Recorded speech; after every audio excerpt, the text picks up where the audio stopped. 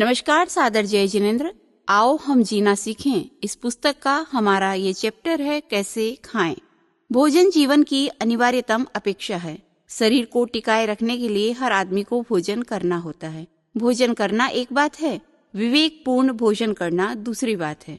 प्रश्न होता है कैसे खाएं। इस प्रश्न के उत्तर में 3 महत्वपूर्ण सूत्र दिए जा सकते हैं: मित भोजन, हित भोजन और ऋतु भोजन। मित भोजन का अर्थ है अधिक न खाना, भूख से 2 ग्रास कम खाना। 2 चपाती की भूख हो तो 1.5 चपाती खाना लाभदायक हो सकता है, पर 2 की जगह 2.5-3 चपाती खाना बीमारी को निमंत्रण देना है। एक बार उचित मात्रा में भोजन कर लिया, उसके बाद कोई स्वादिष्ट वस्तु भी सामने आ जाए तो मन पर कंट्रोल होना चाहिए। यथासंभव खाने का प्रयास न हो। एक बार अच्छी मात्रा में भोजन होने के बाद 3-4 घंटे पेट को विश्राम मिलना चाहिए। कई लोग त्याग करने का अच्छा क्रम रखते हैं। दिन में 2 घंटे, 3 घंटे, 5 घंटे जितना संभव हो खाने का त्याग कर देते हैं। यह एक अच्छी बात है। इससे सहज तप साधना हो जाती है, खाने का संयम हो जाता है और स्वास्थ्य की दृष्टि से भी हितकर होता है। मैं जब छोटा बच्चा था, साधुओं के पास जाया करता था। वहाँ एक वृद्ध श्रावक से मिलना हुआ। उनके पास एक छोटी सी पुस्तिका थी। उस पर लिखा हुआ था खाते पीते मोक्ष। मैंने जानकारी की कि खाते पीते मोक्ष कैसे जाया जा सकता है। खाने का 1 घंटे का त्याग कर दो, 1 बिंदु लगा दो, फिर त्याग करो, दूसरा बिंदु लगा दो। इस प्रकार इस पुस्तिका के सब प्रकोष्ठ भरे जाते हैं। इसका एक ही उद्देश्य है कि त्याग की दिशा में व्यक्ति की अधिक से अधिक गति हो। यह तब संभव हो सकता है जब व्यक्ति का जिह्वा पर संयम होता है। युक्ति से प्रतिबोध। एक युवक था, उसने पर्याप्त मात्रा में भोजन कर लिया। भोजन करके उठा, मित्र की तरफ से भोजन का निमंत्रण फिर आ गया। युवक ने सोचा चला जाऊं। सहज भाव से माल खाने को मिल रहा है, किंतु मन में आया कि पिताजी बैठे हैं तो उनका परामर्श लेना भी चाहिए। पिता के पास गया और संस्कृत की भाषा में अपना अभिप्राय रखते हुए कहा, ऊर्ध्व गच्छन्ति नोदगारा नोधो गच्छन्ति वायव निमंत्रणम समायातम तात ब्रूहि करोमि किम। पिताजी, मैंने भोजन तो निश्चित मात्रा में कर लिया, कुछ अधिक ही खा लिया। स्थिति यह है कि ऊपर से डकार आ रही है और नीचे से अधोवायु नहीं हो रही, किंतु मित्र की ओर से निमंत्रण आ गया है। क्या मैं प्रतिभोज में सम्मिलित होने चला जाऊं? पिता ने सोचा सीधा निषेध करना ठीक नहीं, इसे युक्ति से समझाना चाहिए। समझाने का भी अपना तरीका होता है। कभी सीधी भाषा में कहकर समझाया जाता है तो कभी टेढ़ी भाषा में समझाना होता है। पिता ने भी संस्कृत में ही उत्तर देते हुए कहा, भोजनम करु दुर्बुद्धे माँ प्राणेषु दया करु परान्नम दुर्लभम लोके शरीराणा पुनः पुनः।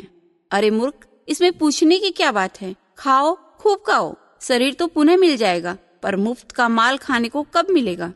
पिता के इस कथन से लड़का समझ गया कि ज्यादा खाऊंगा तो शरीर को खतरा होगा। उसने प्रतिभोज में जाने का विचार बदल दिया। सामान्यतः खाना पूरा हो जाए, उसके बाद चाहे मनोज्ञ पदार्थ भी सामने आ जाए, खाने की इच्छा नहीं करनी चाहिए। खाने में जल्दबाजी करना भी उचित नहीं है। धीरे धीरे चबाकर खाता है, उसके लिए खाद्य संयम काफी आसान हो जाता है। खाते समय व्यक्ति का दिमाग भी शांत होना चाहिए। कहा गया, ईर्ष्या, भय, क्रोध, लोभ आदि स्थितियों में किए गए आहार का परिपाक सम्यक नहीं होता। जठराग्नि मंद हो जाती है। जैन तपोविधि में आहार संयम के कई प्रयोग विहित हैं। अनशन यानी उपवास आदि, उणोदरी यानी नवकारसी, प्रहर आदि। एक अवस्था में जाने के बाद व्यक्ति सायंकाल का भोजन कम कर दे या बिल्कुल छोड़ दे तो शारीरिक और आध्यात्मिक दोनों दृष्टियों से उचित हो सकता है। एक भाई ने मुझसे पूछा, मैं सामान्यतया रात्रि में भोजन नहीं करता हूँ, पर कभी कभी कार्यवश बाहर चला जाता हूँ तो आने में विलंब हो जाता है। रात में भोजन करने की स्थिति आ जाती है, मुझे क्या करना चाहिए? मैंने कहा, आपकी जो उम्र है उसमें 2 समय का भोजन पर्याप्त है, प्रातःकाल और मध्याह्न का। सायंकाल का भोजन न करना आपके स्वास्थ्य के लिए ज्यादा हितकर हो सकता है। उन्होंने मेरी बात पर ध्यान दिया और 2 बार के बाद भोजन करने का त्याग किया। एकासन में भी विवेक होना आवश्यक होता है। ऐसा न हो कि 3-4 बार का खाना एक ही बार में ठूस ठूस कर खा लिया जाए। प्रातःकाल नाश्ते में भी मेरे विचार से अधिक नहीं खाना चाहिए। उपवास के पारणे में भी कई लोग अधिक खा लेते हैं। पारणे में अधिक खाना नुकसानप्रद है। गुरुदेव तुलसी ने अपने जीवन का एक संस्मरण सुनाया। वे कहते थे, जब वे छोटे थे तो उपवास के पारणे में कई द्रव्य ले लेते थे। उससे पारणे के बाद बेचैनी हो जाती थी, पैरों में भारीपन का अनुभव होता था। एक बार उन्होंने एक अनुभवी श्रावक से इसका समाधान पूछा।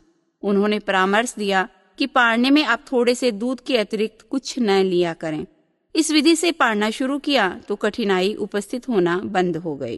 पारणे में संयम बहुत आवश्यक है। व्यक्ति 28 करे, 15 का तप करे, मांस खमन करे और पारने के बाद कुछ दिन तक खाने में संयम रखे तो तपस्या बदनाम नहीं होती। हित भोजन। हित भोजन का अर्थात हितकर भोजन। परिमित भोजन में भी वैसा खाना जो हितकर हो। जो खाना स्वास्थ्य के लिए अहितकर हो उससे बचना चाहिए। उत्तराध्ययन सूत्र में एक प्रसंग आता है कि किस प्रकार अहितकर पदार्थ को खाने से राजा को अपने राज्य से हाथ धोना पड़ा। एक राजा को आम खाने का बड़ा शौक था। उसे खाने के लिए प्रतिदिन आम चाहिए। आम भी अति मात्रा में खा लेता था। अति सर्वत्र वर्जेत। अति को सर्वत्र तजात्य माना गया है। अधिक मात्रा में आम के सेवन से राजा के शरीर में रोग उत्पन्न हो गया। वेद को बुलाया गया। अच्छा अनुभवी वेद था। नाड़ी देखकर कहा, राजन, मैं आपको दवा दूंगा, आप ठीक हो जाएंगे। फिर भी मेरे द्वारा बताए गए परहेज के अनुसार चलेंगे तभी यह बीमारी वापस कभी नहीं होगी। एक पुड़िया दी और साथ में परहेज बता दिया कि आम जीवन में कभी भी मत खाना। राजा ने वेद की बात को स्वीकार कर लिया। दवा की एक पुड़िया ली और बीमारी खत्म हो गई। राजा ने निर्णय लिया कि अब जिंदगी में कभी भी आम नहीं खाऊंगा। आदेश निकाल दिया गया, शहर में कहीं कोई आम का पेड़ हो तो उसे नष्ट कर दिया जाए ताकि मेरे पास कोई आम आ ही न सके। एक बार राजा और मंत्री घूमने गए। शहर की सीमा से बहुत आगे निकल गए। वहां आम का एक बगीचा था। आम की सुगंध दूर से ही राजा को आकृष्ट करने लगी। राजा ने मंत्री से कहा, मंत्री, बहुत थक चुका हूँ, कहीं विश्राम करना पड़ेगा। पास में यह बगीचा है, इसमें चलें? मंत्री ने कहा, महाराज, बगीचा तो है पर आम का है। राजा बोला, मंत्री, गहरा थक गया हूँ, एक बार तो विश्राम करना पड़ेगा। मंत्री ने बहुत समझाया पर आखिर मालिक उस पर कौन रोक लगा सकता था। राजा और मंत्री आम के बगीचे में पहुँचे। एक आम के पेड़ के नीचे राजा विश्राम करने लगा। छायादार पेड़, ठंडी हवा के एक झोंके के साथ एक आम टूटकर राजा की गोद में आ गिरा। आम के प्रति राजा का पुराना प्रेम उद्बुद्ध हो गया। राजा ने आम को हाथ में लिया। घुमा घुमा कर राजा उसे देखने लगा। मंत्री निवेदन की भाषा में बोला, महाराज, मुझ पर कृपा करें, इस आम को फेंक दें। राजा बोला, मंत्री, तुम तो बड़े बुज़दिल हो, आम को देखने में भला क्या दिक्कत है?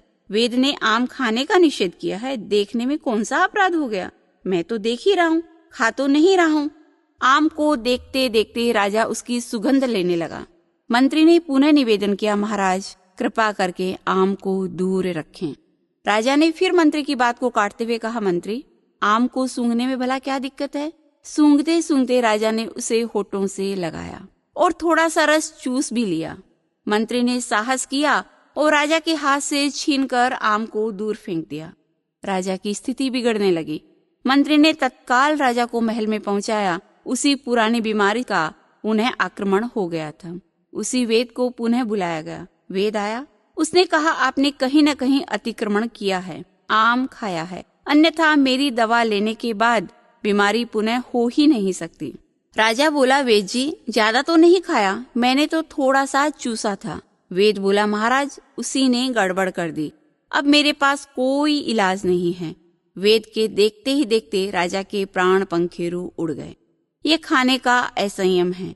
राजा यदि खाने का संयम रख पाता तो संभवतः अकाल मृत्यु टल जाती, किंतु व्यक्ति को जिस वस्तु का स्वाद लग जाता है उसे छोड़ना असंभव नहीं तो कठिन प्राय अवश्य होता है।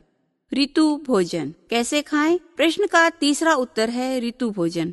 इसका शाब्दिक अर्थ है सत्य भोजन, यानी ईमानदारी से, सच्चाई से अथवा श्रम से उपार्जित पैसे से प्राप्त होने वाला भोजन।